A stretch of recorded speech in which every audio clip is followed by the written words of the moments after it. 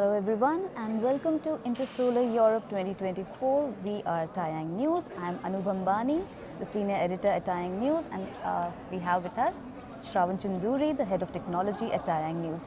And we are bringing to you everything of importance at Europe's largest solar show. So I'm going to ask some questions from Shravan, who is deep into technology. So Shravan, what are we going to expect from Intersolar Europe 2024 this year? Okay, I think my expectation is Intersolar is going to be a very great show because at least the market is good here at the Europe. And so what I heard recently from talking from a couple of companies at SNEC, that not only the traditional rooftop market, but even the utilities market growing here.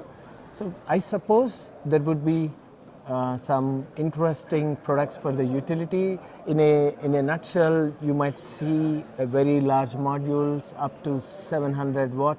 And yeah, I think carrying forward from what I have seen in SNEC, maybe it's also coming into all those rectangular wafers, which is pretty hot topic these days.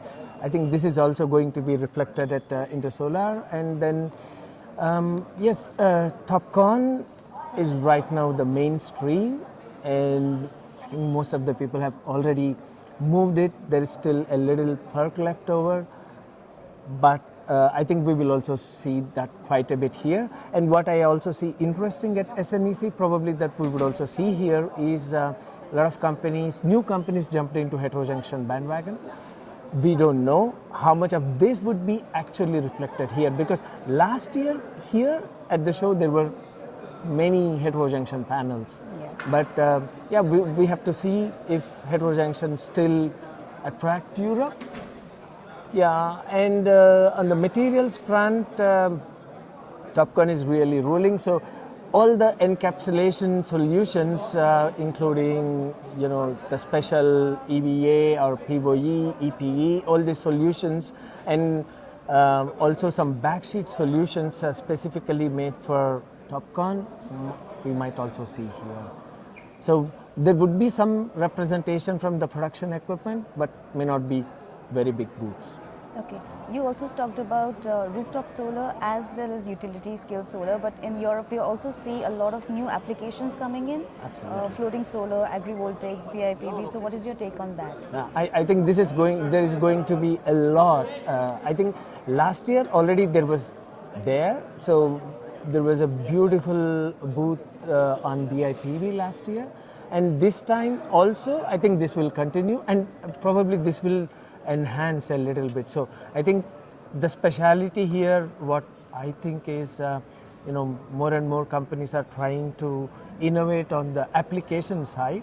So I think this will also be reflected at the show, like some bigger booths with different application scenarios, like for example, balcony solar. Yes, that's big. And yeah, as you said, so floating and BIPV, flexible panels. I think this is a lot of innovation is happening at the end of the application. So I think there are pretty good chances that this will be reflected at the show, Which we will see tomorrow onwards, right? Absolutely. Can you tell us a little more about the report that you have that we have introduced at Intersolar this time? Yeah. So we have been doing such reports, Yeah.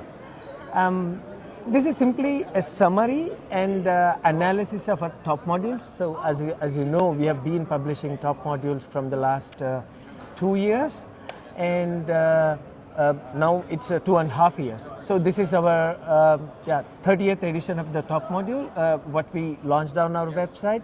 So each top module, if you see individually, you see what are the ranks, okay?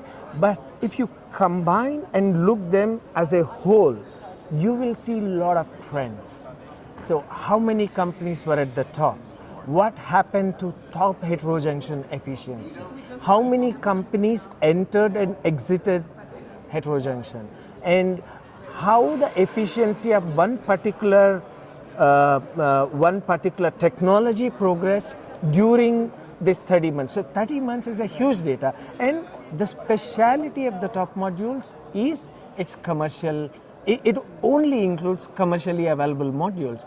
So this is a very thin red line that we draw compared to any other. So one can get a PDF of data sheet and one can put this together. But I think the speciality of TaiyangNews Top Modules is we put commercial modules, and then so this analysis really shows how the commercial module efficiency has progressed. So just 3 factors about this.